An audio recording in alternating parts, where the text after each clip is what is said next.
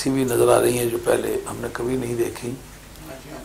میں سمجھتا ہوں کہ یہ فرید میاں کی ایک کوشش ہے کہ یہ فالتو آدمی ہمیں مہیا کیے ہیں۔ اس وقت حضرت شاہ صاحب نے جو ارشاد فرمایا ہے اس پر گفتگو کرنے سے پہلے دعا کریں کہ فرید میاں کے لیے کہ ایک مدت تک ان کے گھر میں اولاد نہیں تھی، یہ لا اولاد تھے، ان کو تعویذ بھی دیے، دعا بھی کی، تو سال ہر سال جوڑے کی زندگی گزارنے کے بعد بھی اولاد نہ ہونا، اس کے بعد اللہ تعالیٰ کا اولاد عطا فرمانا، دونوں بچے انتہائی ذہین ہیں۔ یہ حضرت غوث الثقلین کی کرامت ہے۔ اس لحاظ سے یہ بات ایک یادگاری ہے کہ ایک آدمی حضرت غوث الثقلین کا مرید ہو کر اس کے گھر میں ایک زندہ کرامت حضرت والی بغداد کی ہے۔ اس کو میری طرف منسوب نہیں کیا جا سکتا، اس لیے کہ میں تو ایک گنہگار آدمی ہوں، سرکار بغداد رضی اللہ تعالیٰ عنہ کا ایک چوکیدار ہوں۔ جیسا ان کی تعلیمات تھیں ان کے مطابق تعویذ بھی دیے، دعا بھی کی۔ اللہ تعالیٰ نے بڑے صحت مند بیٹے، بڑے ذہین بچے، اگر زندہ رہے اللہ ان کی زندگی میں برکت فرمائے۔ تو ان کی تربیت جیسا میں ہدایت کرتا ہوں، آج راستے میں بھی یہی ہدایت کرتا چلا آیا، اگر میری ہدایت کے مطابق ان کی تربیت ہوئی تو انشاءاللہ ایک وقت آنے والا ہے وہ باد صبا بن کر فضاؤں پہ چھا جائیں گے اور بنگلہ دیش کی یادگار میں خوبصورت تاریخی اضافہ کریں گے۔ اور میں دعا کرتا ہوں اور میاں فرید کو اور اس کے اہلیہ کو تاکید کرتا ہوں کہ باقی تمام کام چھوڑ کر اپنے بچوں کی تعلیم و تربیت پر پورا دھیان کریں، اور باقی جو دوست میاں فرید میاں کے رشتہ دار یا قریبی اقربا آئے ہوئے ہیں وہ بھی اس پر دھیان کریں کہ آپ سے سب سے بڑی جائیداد آپ کی اولاد ہے۔ آپ اپنی اولاد کو معاشرے اور سوسائٹی کا ایک ممبر بنا کے ایسی حالت میں چھوڑیں کہ وہ ایک خوشبو بن کر تمام سوسائٹی میں پھیل جائیں، جدھر بھی کہیں جائیں پتہ چلے نبی پاک علیہ السلام کے غلام آ گئے۔ ان کی بود و باش سے، ان کے رہنے سہنے سے، ان کے تہذیب و تمدن سے، ان کے اخلاق و عادات سے نبی پاک علیہ السلام کے اوصاف مترشح ہوں، انہیں ٹپکیں۔ جس طرح برتن سے پانی ٹپکتا ہے، اس سے ان کی اداؤں سے نبی پاک علیہ السلام کی محبت، سرکار کا پیار ٹپکے۔ آپ اپنی اولادوں میں ایسی فضائیں پیدا فرمائیں۔ اور اس وقت جو میں نے آیت تطہیر پڑھی ہے وہ فضائل اہل بیت کی غرض سے نہیں پڑھی، اس وقت میرا منشا ان کا موضوع تقریر کے لیے موضوع ہونا ہے۔ جس وقت حضرت شاہ صاحب نے یہ بات فرمائی لم تقولون ما لا تفعلون، تم لوگوں سے وہ بات کیوں کہتے ہو جو خود نہیں کرتے ہو؟ یہ لوگوں کے کہنے کی مذمت نہیں ہے، خود نہ کرنے کی مذمت ہے۔ ملامت اس پر نہیں ہے کہ لوگوں کو کہتے کیوں ہو، لوگوں کو نیکی کا حکم کیوں دیتے ہو۔ اگر ایک آدمی خود نہیں عمل کرتا، لوگوں کو نیکی کی ہدایت کرتا ہے تو یقیناً نیکی کی ہدایت کرنے کا اسے فائدہ پہنچے گا، مگر خود نہ عمل کرنے کی سزا بھی اس کو ڈبل بھی ہو سکتی ہے کہ جاننے کے باوجود اس نے یہ بددیانتی کی ہے۔ حضور سید عالم السلام کا ارشاد ہے قصر ظاہری رجلان عالم متحقق وجاہل متنسک او کما قال علیہ السلام، دو شخصوں نے میری کمر توڑ کے رکھ دی ہے، ایک جاہل صوفی نے جاہل ہو کر کے پیر بنے، دوسرا عالم بدعمل نے، اس لیے کہ اس کی بدعملی کو لوگ دیکھ کے یہ نہیں کہیں گے کہ اس کا شخصی فعل ہے، وہ سمجھے کہ اگر یہ جائز نہ ہوتا تو یہ کیوں کرتا۔ تو اس طرح اسلام کے بارے میں ایک غلط فہمی سوسائٹی میں پھیل جائے گی اور وہ بدکاریاں لوگوں کی روزانہ کی زندگی میں شامل ہو جائیں گی۔ جو جاننے والے لوگ ہیں وہ سمجھتے ہیں، وہ سمجھنے پر مجبور ہوں گے کہ علم دین پڑھنا، علم دین سمجھنا کوئی کام کی چیز نہیں ہے، اس لیے کہ فلاں آدمی اتنا دین جانتا ہے، اس کا اسلام نے کیا سنوارا ہے۔ تو اس طرح لوگوں کے دلوں میں اسلام کے بارے میں بد اعتمادی بھی پیدا ہوگی کہ اسلام کوئی تطہیر کرنے والی طاقت کا نام نہیں ہے۔ اس لیے جن لوگوں کو سرکار دو عالم علیہ السلام نے واعظ کے لیے، تقریر کے لیے، احکام سکھانے کے لیے اجازت فرمائی، پہلے ان کو ٹرینڈ کیا، ان کو سکھایا، کہا ان لوگوں سے دین سیکھو۔ مگر جس طرح انبیاء علیہ السلام کو تبلیغ پر مامور کیا، نبی نے سب سے پہلے اپنے کیریکٹر کو پیش کیا۔ بتاؤ اس گزرے ہوئے 40 برسوں میں کبھی مجھ سے کوئی ایسی بات دیکھی ہے کہ میں نے کسی کی عزت میں خیانت کی ہو، کسی کے مال میں خیانت کی ہو، کبھی زبان سے جھوٹ کہا ہو؟ اس کا مقصد یہ ہے کہ تبلیغ کے سلسلے میں تطہیر پہلی شرط ہے۔ بات سمجھ آ رہی ہے نہیں آ رہی ہے؟ غالباً اس پر کبھی آپ متوجہ نہیں ہوں گے، آج توجہ کریں۔ محفل بہت چھوٹی سی ہے لیکن بات چھوٹی سی نہیں ہے۔ سرکار نے پہلے پیغام میں اپنی تطہیر کا ثبوت خود پیش کیا کہ نہیں پیش کیا؟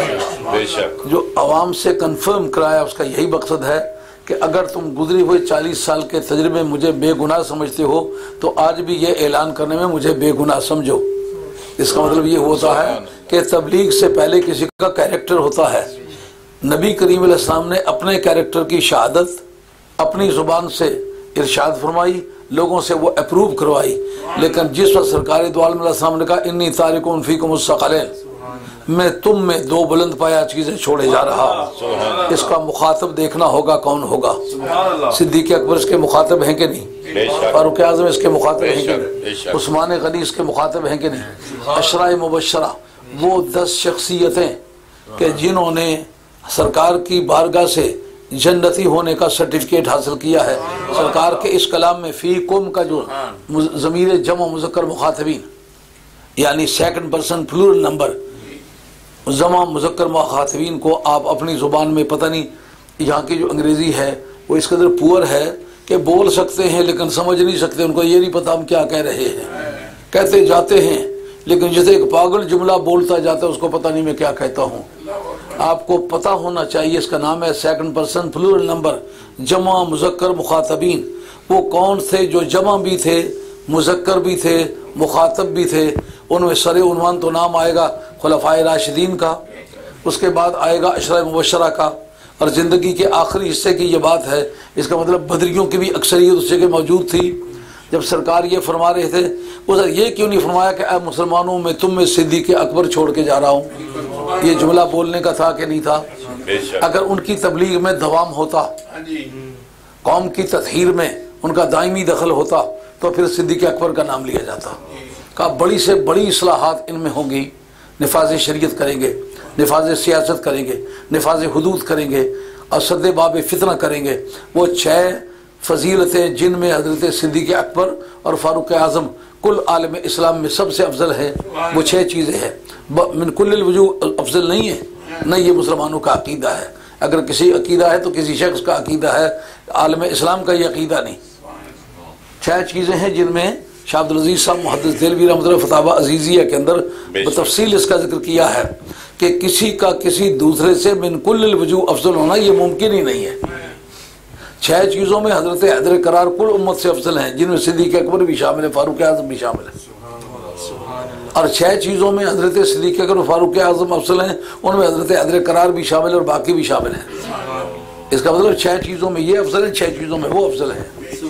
مگر حضرت صدیق اکبر کا کردار اتنا ستھرا ہے کہ وہ نبی کا کردار تو نہیں کہا جا سکتا کہ لیکن نبی کی اتباع کرنے والوں میں ٹاپ پر اس کا کردار ہے۔ یہ کیوں نہیں فرمایا کہ میں صدیق اکبر چھوڑ کے جا رہا ہوں؟ بات آپ کو سمجھنے کی زحمت اٹھانا پڑی، ایک مرتبہ دماغ کو ذرا سٹریس کرے، دبائیں، پوچھے کیا وجہ ہے کہ جو پوری امت سے افضل سمجھا جاتا ہے اس کے بارے میں یہ نہیں کہا مسلمانوں میں تم میں وہ شخص چھوڑ کے جا رہا ہوں جو پوری امت سے افضل ہے؟ فاروق اعظم رضی اللہ عنہ کا نام کیوں نہیں لیا؟ عثمان غنی کا نام کیوں نہیں لیا؟ سبحان اللہ۔ اور عشرہ مبشرہ کا نام کیوں نہیں لیا؟ سرکار کو پتہ یہ جو کچھ بھی ہیں یہ خود ہیں، آئندہ ان کی نسلیں اس حیثیت کی حامل نہیں ہوں گی، ان کے وہ شان کا وہ لیول قائم نہیں رہے گا کہ جو ان کی شان کا لیول ہے، لیکن جو میری اولاد ہے اس میں میری شان کی جھلکیاں قیامت تک قائم رہیں گی۔ میری شان کے جلوے ان کے شب و روز میں نمایاں ہوں گے، ان کے در و دیوار سے وہ انعکاس لوگوں کو ریفلیکٹ ہوتا ہوا نظر آئے گا۔ اولاد فاطمہ نہ صرف ایک وقت میں بلکہ صبح قیامت کے قریب چل کر کے جس آفتاب کا طلوع ہونے والا ہے اس کا نام امام مہدی آخر الزمان ہے۔ اور بلا خوف تردید یہ سمجھ لیں کسی نبی، کسی رسول، کسی پیغمبر کے دور میں کبھی پوری روئے زمین پر اسلام نہیں آیا۔ کافر ہوتے رہے ہر دور میں، جس کے زمانے میں کوئی کافر نہیں رہے گا وہ صرف حضرت امام مہدی آخر الزمان ہے۔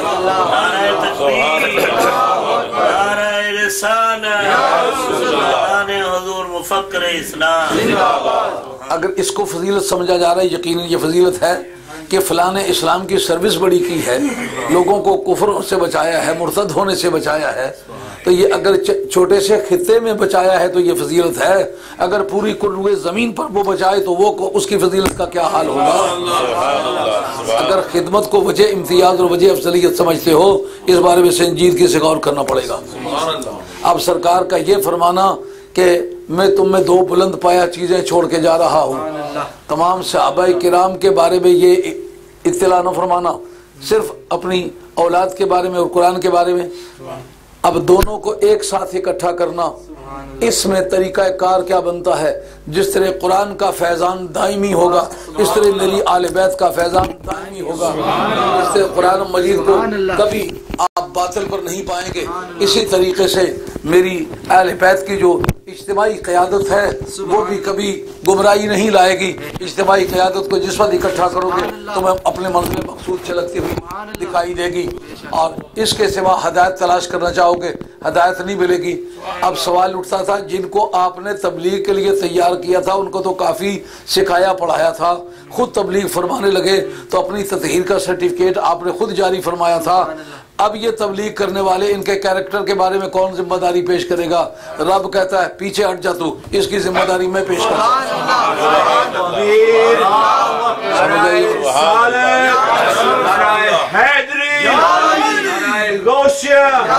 حضور مفکر اسلام، تعلیمات حضور مفکر اسلام۔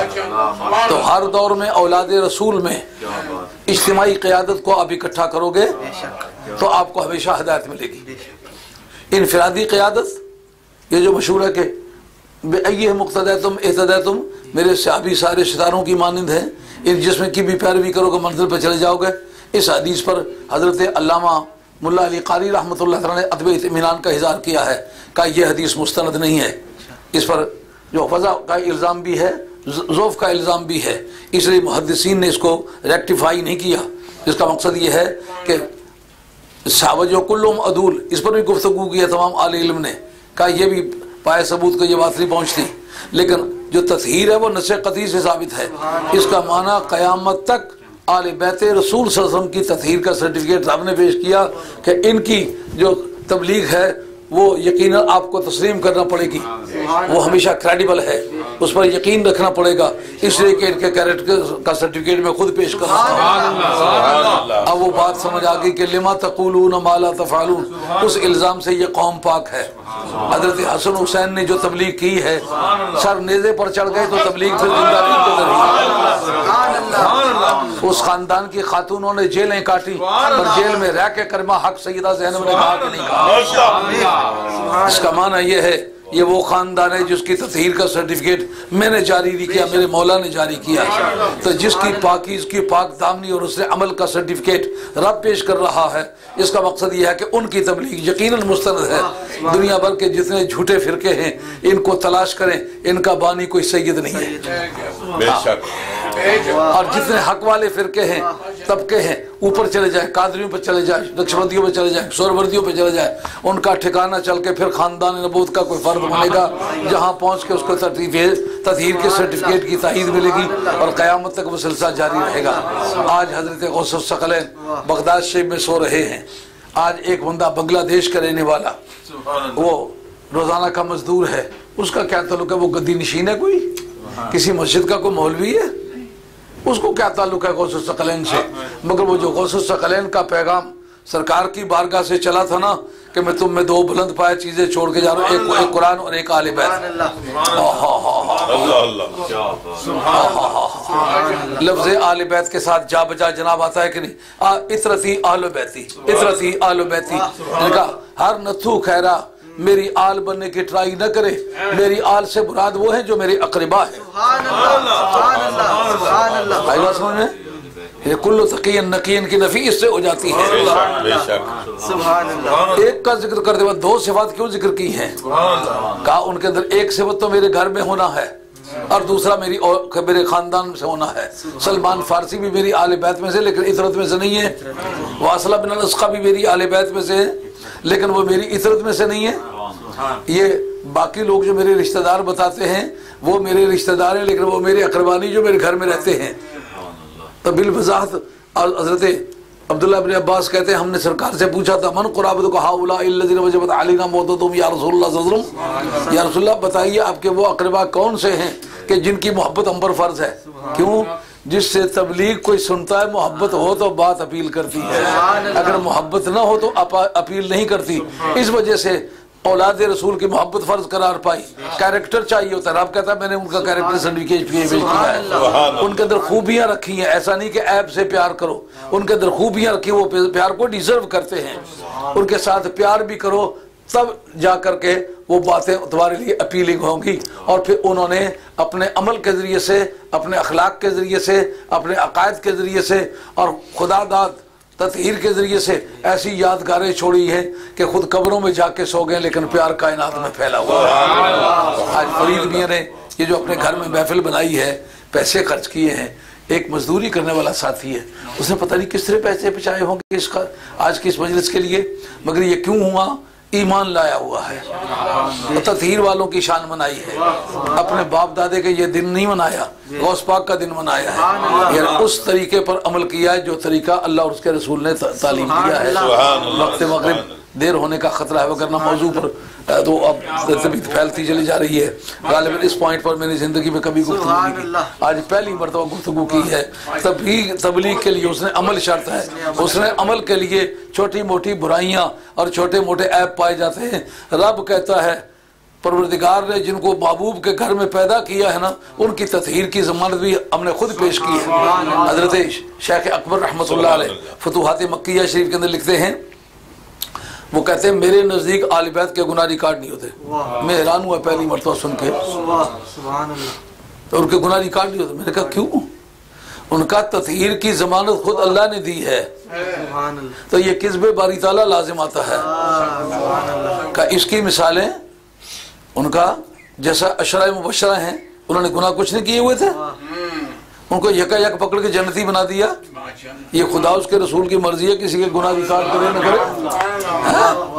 سبحان حضرت ربیعہ ابن کعب رضی اللہ عنہ سرکار دو عالم رات کے وقت خدمت کر رہے ہیں، تو سرکار نے سال توتا مانگ دیا جائے گا۔ کیا دیا جائے گا؟ جو بھی کچھ مانگے گا۔ کسی فعل متعدی کا ذکر کرنا، مفعول کا ذکر نہ کرنا، اس کے دو فائدے ہوتے ہیں اصولیوں کے نزدیک، ایک اطلاق اور ایک عموم۔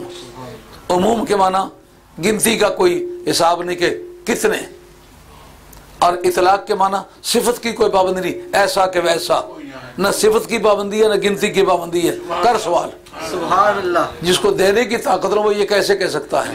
بے شک۔ اور اگر وہ کہتے اسألک مرافقتک فی الجنہ، صحابی کی ذہانت اور حسن بیان دیکھیے، آپ سے مانگتا ہوں، آپ کو مانگتا ہوں، جنت میں مانگتا ہوں۔ اب نقشہ موقع واردات تیار کریں اس کا، اس کو پولیس کی زبان میں کہتے ہیں نقشہ موقع واردات، یعنی جنت میں ہونا، سرکار کے ساتھ ہونا اور سرکار سے مانگنا۔ 100 پتہ چلا اللہ کی کوئی بڑی سے بڑی نعمت مانگنی ہو سرکار سے مانگے تو درست ہے۔ سرکار نے یہ نہیں کہ کیوں نہیں کہا اگر آپ سے مانگ، اس کا مطلب یہ ہے دیتا اللہ ہے پر دلاتا میں ہوں، اس لیے مجھ سے مانگنے والا بھی حق بجانب ہے۔ سبحان اللہ، سبحان اللہ۔ ان کا جنت مانگنا اور سرکار اب غیر ذالک اس کے سوا بھی کچھ مانگ، اس کا معنی یہ جو مانگا وہ دے دیا گیا ہے۔ سبحان اللہ۔ لیکن مانگنے والا کتنا ذہین آدمی ہے، تجھ کو تجھی سے مانگ کر مانگ لی ساری کائنات، مجھ سا کوئی گدھا نہیں اور تجھ سا کوئی سخی نہیں۔ اب جنت جس کو کہتے ہیں اس میں گناہ اور نیکی کا حساب کتاب ہونا چاہیے کہ نہیں ہونا چاہیے؟ اگر گناہ کی ریکارڈنگ اسی طرح ہوتی ہے تو پھر پہلے فیصلہ یہ ہونا چاہیے نا کہ وہ گناہ کدھر گئے۔ سرکار کا ان کو صرف مساج کرنے پر یا پانی کا لوٹا بھرنے پر جنت عطا کر دینا اور گناہوں کو کنسیڈر نہ کرنا، اس کا مطلب یہ اللہ اور اس کے رسول کی مرضی رہی کسی کا گناہ ریکارڈ کریں یا نہ کریں۔ کہا تبلیغ کرنا تمہارا کام ہے، تمہاری تطہیر کا سرٹیفکیٹ قیامت تک جاری رکھنا میرا کام ہے۔ سرکار لن یتفرقا حتی یرد علی الحوض، میری آل بیت اور میرا قرآن کبھی آپس میں جدا نہیں ہوں گے حتیٰ کہ حوض کوثر پر آ کر کے ملیں گے۔ اس کا مطلب وہ جو تطہیر جاری ہوئی ہے وہ قیامت تک جاری رہے گی، دونوں جو اکٹھے رہیں گے۔ اکٹھا رہنے کا مقصد جو منشاء قرآن ہے وہ یہ اپنے اوپر بھی نافذ کریں گے، جیسا کہ حضرت شاہ صاحب نے فرمایا ہے، اپنی اولاد پر بھی نافذ کریں گے اور سوسائٹی پر بھی نافذ کریں گے۔ اس لیے ان کی جدائی کبھی لازم نہیں آئے گی، حوض کوثر پر دونوں یکساں طور پر مجھ سے آ کر کے ملیں گے۔ یعنی جو تطہیر شروع ہوئی ہے یہ قائم رہے گی، اور جنت کے فضاؤں میں بھی اہل تطہیر کے ڈیرے نبی پاک علیہ السلام کی بارگاہ میں ہوں گے۔ اور فرمایا جو ان کے ساتھ رہنا چاہے اس کے لیے طریقہ کار بتاتا ہوں۔ یہ حضرت حیدر کرار اس حدیث کے راوی ہیں، ترمذی شریف کا مطلب ہے اخذ بید الحسن واخذ بید الحسین، سرکار نے حسن و حسین دونوں کا ہاتھ یوں پکڑے، فرمایا من احبنی وَأَحَبَّ هَذَيْنِ وَأَحَبَّ أَبَاهُمَا وَأُمَّهُمَا كَانَ مَعِيَ فِي دَرَجَتِي يَوْمَ الْقِيَامَةِ، جو ان دونوں سے بھی پیار کرے اور ان کے ماں باپ سے بھی پیار کرے، اور پھر وہ پیار کے ساتھ ساتھ میرے ساتھ بھی وہ پیار کرے، صرف اس پیار کی وجہ سے۔ اس میں عمل کا کوئی ذکر ہے جی؟ پیار، جو اسے پیار کرے، ان دونوں سے پیار کرے، ان کے ماں باپ سے، جتنی دنیا کی نیکیاں بتائی گئی ہیں اس کا معنی یہ بتلایا گیا ہے کہ وہ جنتی ہوگا، جنت میں ہوگا، لیکن یہ نہیں فرمایا کہ وہ ہوگا میّا فی درجتی، جس درجے میں میں ہوں گا اسی درجے میں، یعنی اس کی کلاس وہی ہوگی جو میری کلاس ہوگی۔ نعرے تکبیر، نعرے رسالت، نعرے حیدری، نعرے غوثیہ، حضور مفکر اسلام، فیضان حضور مفکر اسلام، تعلیمات حضور مفکر اسلام۔ انہیں آل بیت کی تبلیغ کے پیچھے تطہیر کا سرٹیفکیٹ ہونا، ان کی محبت کو واجب قرار دینا، جس سے محبت نہ کی جائے اس کی بات اپیل نہیں کرتی، پہلے ان کے ساتھ پیار کرو، یہ یقین رکھو یہ خون رسول ہے، ان کے ساتھ پیار کی دولت جب مہیا کرو گے باتیں اپیل کریں گی، باتیں اپیل کریں گی، ان کی سنگت میسر آئے گی، جنت کے جس درجے میں وہ ہوں گے اسی درجے میں تم بھی ہوگے۔ یہ تھا آج کا وہ بیان جو حضرت شاہ صاحب کی پیروی میں نے اسی ڈگر پر گفتگو کر ڈالی ہے، یعنی جن کو تبلیغ کے لیے مقرر کیا تھا، لما تقولون ما لا تفعلون کے عیب سے ان کو پاک کر کے رب نے پیدا کیا کہ یہ بدعمل نہیں ہوں گے، ان کی پاک بازی پر میری شہادت ہے۔